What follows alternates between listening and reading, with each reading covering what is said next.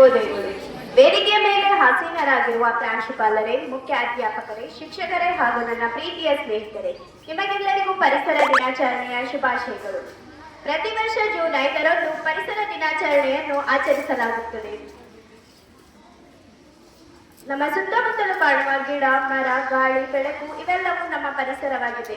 ಪ್ರತಿ ವರ್ಷ ಜೂನ್ 5ರಂದು 143 ದೇಶಗಳಲ್ಲಿ ಪರಿಸರ ದಿನಾಚರಣೆಯನ್ನು ಆಚರಿಸಲಾಗುತ್ತದೆ.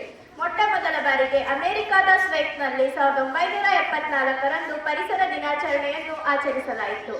1974ರಿಂದ ಜಾಗತಿಕ ತಾಪಮಾನ ತಡೆಯಲು ಪರಿಸರ ದಿನಾಚರಣೆಯನ್ನು ಒಂದೊಂದು ಥೀಮ್ನೊಂದಿಗೆ ಆಚರಿಸುತ್ತಿದ್ದೇವೆ.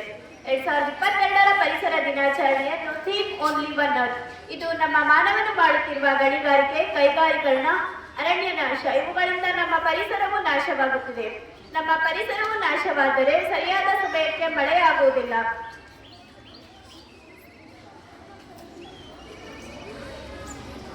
ಗಿಡಮರಗಳಿಗೆ ಗಾಳಿಯಲ್ಲಿನ ಧೂಳಿನ ಕಣಗಳು ಹೆಚ್ಚಾಗಿ ಆರೋಗ್ಯದ ಸಮಸ್ಯೆ ಉಂಟಾಗುತ್ತದೆ. ಪ್ಲಾಸ್ಟಿಕ್ ಬಳಕೆಯನ್ನು ನಿಷೇಧಿಸಿ, ಮರುಬಳಕೆ ವಸ್ತುಗಳನ್ನು ಉಪಯೋಗಿಸಿ. ಹೀಗೆ ಮಾಡುವುದರಿಂದ ನಮ್ಮ ಪರಿಸರವನ್ನು ರಕ್ಷಿಸಬಹುದು. ಪರಿಸರ ಸಂರಕ್ಷಣೆಯನ್ನು ಮತ್ತು ನಮ್ಮ ಸುತ್ತಮುತ್ತಲ ವಾತಾವರಣವನ್ನು ಶುಚಿಯಾಗಿಟ್ಟುಕೊಳ್ಳುವುದು ನಮ್ಮೆಲ್ಲರ ಕರ್ತವ್ಯವಾಗಿದೆ.